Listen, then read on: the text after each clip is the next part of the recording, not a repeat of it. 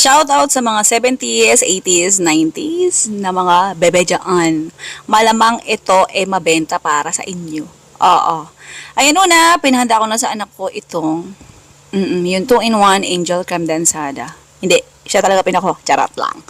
Okay, simutin natin para walang sayang. Tapos haluin lang. Oo, hanggang sa mag-double yung size or pa umalsa. Ganun.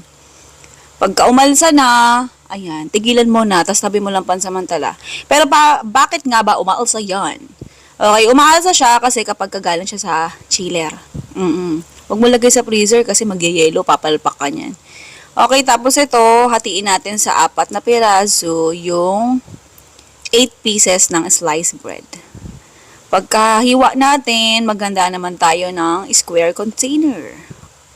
Container. Ayan, pero kung meron kang ibang gustong lalagyan, pwede naman. Ito kasi yung para sa akin ha. Ayan, pinatrending talaga natin iting lalagyan. Kasi kung sakaling baka nauumay na yung mga customer mo, ayan, bigyan mo sila ng bagong lalagyan. Pero ayan, yung recipe pang matagal. Makaluma. Okay, yan yung sliced bread na hiniwa natin kanina. Tapos ito yung hinalo natin kaninang, ayan, ice cream mixture. Oo, 2-in-1 na siya eh. Andyan na lahat, all in na. Isang halo lang, meron ka ng ice cream. O, diba, bongga. Tapos, yung iba pang sliced bread, lagay mo dyan sa pinakaibabaw. Pagka nailagay mo na lahat ng sliced bread sa pinakaibabaw, tsaka mo takpan. Pero baka magtakpa, baka sabihin naman nila, hindi naman sliced bread ginagamit noon, hindi naman yan ang pinapartner sa ice cream. Monay kaya, buns kaya. Pina-upgrade na nga natin. Oo. Huwag ka na maghanap ng monay o buns dito sa ating recipe kasi sliced bread naman. Oo. Mahirap kasi pagkapabilog yung tinapay na gagamitin mo sa magkabilaan. Oo. Diba? Pagka natakpan na natin, lagay natin sa freezer. I-freeze natin siya mga 4 hours. Oo. Depende sa sa freezer mo kung gaano ka bilis siya magpatigas ha. Oo.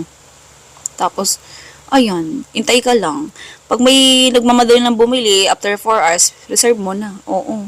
Direkta na, ayan, kasama na yung container. Di mo na kailangan tanggal sa container. Bahala na sila magtanggal. Problema na nila yan. Charot lang. Turo mo sa kanila kung paano tanggalin. Ayan, ganyan lang siya i-unmold. Ayan, ihatak-hatak mo yung magkabilang gilid. Tapos, ayan, push mo yung pinakaibabaw. Tapos, ayan na siya. O, diba, bongga. Tapos, pwede mo na siyang lantakan ng parang kumakain ng burger. Ganyan. O, diba, bongga. Mas pinabongga at pinadaling recipe ng ice cream. Ayan, makakain mo na yung namimiss mong bonggang ice cream nung kabataan mo. Kaya ito na, gawa ka na. Pwede ka pang kumita ng 53,000 or higit pa in 1 year. Kahit 16 pieces lang mabenta mo kada araw. Diba, bongga?